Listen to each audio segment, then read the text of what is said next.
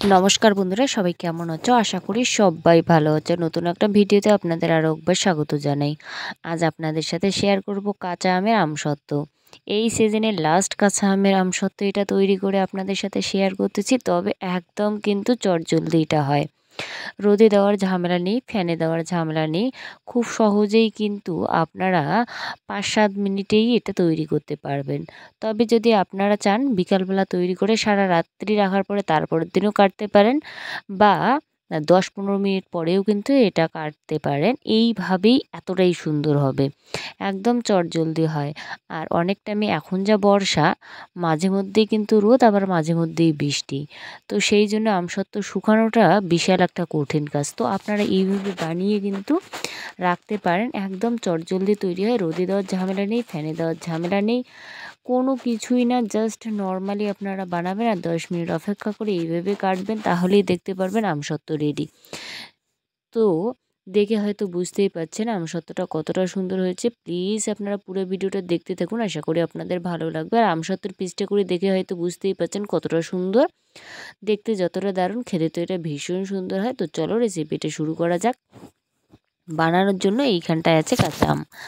তো কাঁচা আমের আমসত্ত্বটা যেইভাবে তৈরি করব সেইভাবে কিন্তু আপনারা চাইলে, এখন তো বাজারে পাকা আম সেটা দিয়েও করতে পারেন, তাতেও হবে। আর কাঁচা আমও কিন্তু গাছে যে শেষ তা কিন্তু নয়, কাঁচা আমও কিন্তু গাছে আছে। আপনাদের হাতের কাছে পাকা থাকলে পাকা দিয়ে রস দিয়ে করবেন, কাঁচা থাকলে কাঁচা দিয়ে করবেন। তো আপনাদের সেটা পছন্দ মতো করতে পারেন। আর এখন কিন্তু বাজারে বেশ পাকা আম কিন্তু উঠছে, তো আপনারা পাকা আম বা কাঁচা আম দুটো দিয়েই করতে পারেন। এইখানটায় এটা কিন্তু আমি কাঁচা আম দিয়েই করব। এটা অ্যাকচুয়ালি কাঁচা মিঠে আম।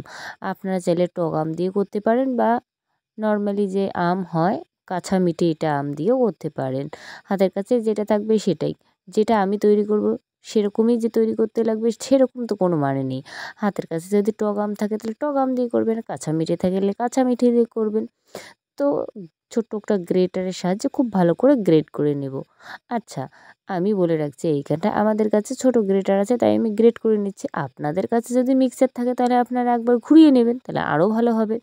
তো খুব ভালো করে পেস্ট তৈরি করার পর এরপর কিন্তু প্যান বসিয়ে দিলাম। প্যানটা বসানোর পরেই এইখানটায় দিয়ে দিলাম আমের যে পেস্ট সেটা।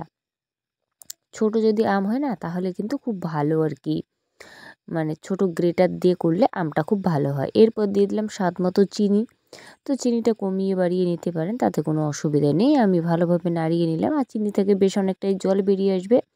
স্বাদ মতো ১ চিমটে নুনও দিয়ে নিলাম, খেতে ভালো হবে। এরপর দিয়ে দেবো হলুদ, তাহলে কালারটা দারুণ আসবে। তো সেই জন্য দিয়ে দিলাম একটুখানি হলুদ গুঁড়া, আর তার সাথে দিয়ে দেবো একটুখানি জিরে পাউডার। তাহলে না বেশ ভালো লাগবে, চটপটা ব্যাপারটা হবে।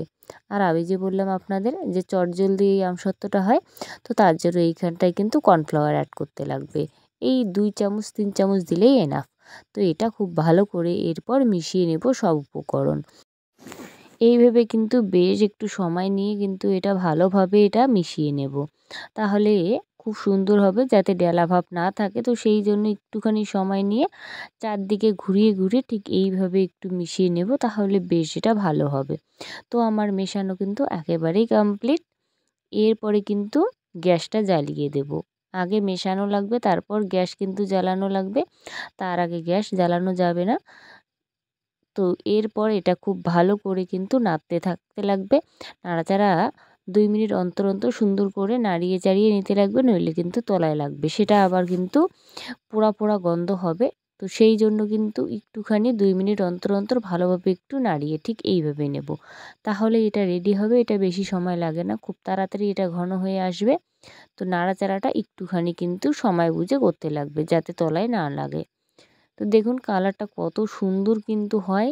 কাঁচা আমেরও কিন্তু দারুণ হয়। তো এইভাবে ঘুরিয়ে ঘুরিয়ে কিন্তু একটুখানি যে চিনির যে এক্সট্রা জলটা সেটা শুকিয়ে গেলে নামিয়ে নিতে লাগবে। আর দেখুন কত সহজেই এটা কিন্তু বেশ একটু থকথকে হয়। তো একটুখানি থকথকে হলে পরেই কিন্তু নামিয়ে নিতে লাগবে। এটা তো আমার রেডি, এটা আবার নামিয়ে নেব। দেখুন ঠিক যেন এরকমই হয়। তো এক সাইডে রাখার পর যেই পাত্রের মধ্যে এটা বসাবো সেই পাত্রের মধ্যে একটুখানি তেল ভালোভাবে চারদিকে কিন্তু লাগিয়ে নেব থালাটার। তাহলে না খুব সহজে কিন্তু এটা উঠে আসবে। তো যাই হোক, খুব ভালো করে এটা লাগানো আমার কিন্তু কমপ্লিট সুন্দর করে। এরপরে কিন্তু যে আমের যে এই যে আমসত্ত্বের যে ব্যাটারটা আছে সেটা এবার কিন্তু থালার মধ্যে দিয়ে দেব।